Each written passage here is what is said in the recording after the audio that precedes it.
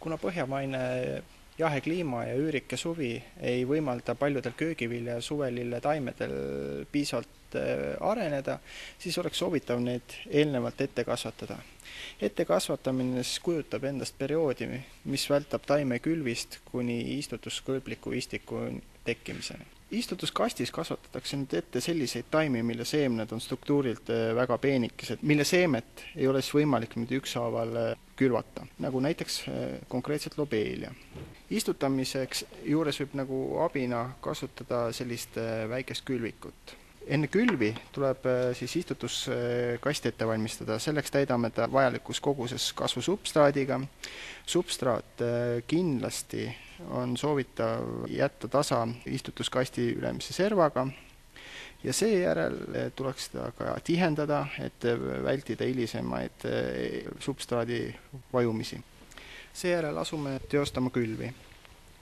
Kui nüüd säärast konkreetset külvikut ei ole, et siis võib külvi teostada ka näpu vahelt. Seejärel niisutame külvi. Niisutamise juures on soovitav kasutada säärast pihustit, sest see väldib seemnete väljapesu mullapinnalt. Ja peale niisutust katame, juhul kui on säärane minikasvuhoone, nagu mul siin hetkel, katame siis selle istutuskasti säärase kaanega. Jämedama fraktsiooniga seemned, mida siis on võimalik ükshaaval maha külvata, kasutatakse siis ettekasvatuskohana kas säärast kassetti või siis suuremate seemnete puhul, näiteks nagu kabatšoki puhul, võiks kasutada juba sellist istutuspotti. Ühte kasseti külvame nüüd konkreetselt ühe seemne. Selleks teeme sellise pikeerimispulgaga mulgu, mis võiks ületada orienteeruvalt 3 korda nüüd seemne suuruse. Seejärel külvame seemne kassetti ja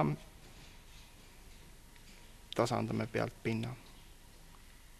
Ja asetame ta minikasvuhoonesse.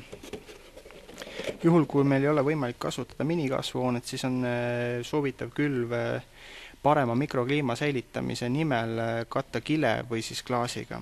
Ja samuti oleks oluline jälgida, et külvi asetataks jahedasse. Aknalaua peal on mõnikord see oht olemas.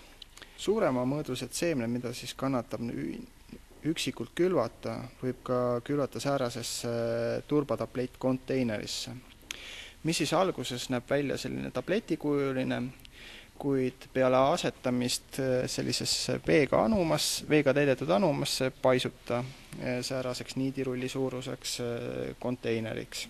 Ettevalmistatud turbatableti asetame siis säärasesse minikasvuhoonesse.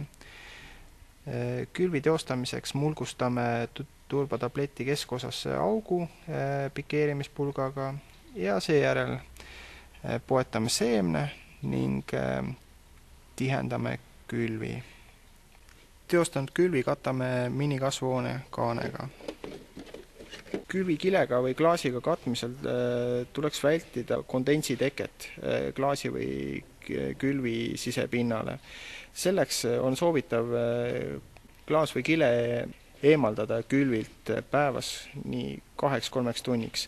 Samuti, kui on juba tekkinud idulehed, oleks soovitav varjutada taime ka toa välisõhuga, sest peale pikeerimist enam noortaimi kas siis kile või klaasi või minikasvuhoone puhul kaanega ei kaeta. Ettekasvatamisel soovitan kasutada spetsiaalselt külvi- ja pikeerimismulda.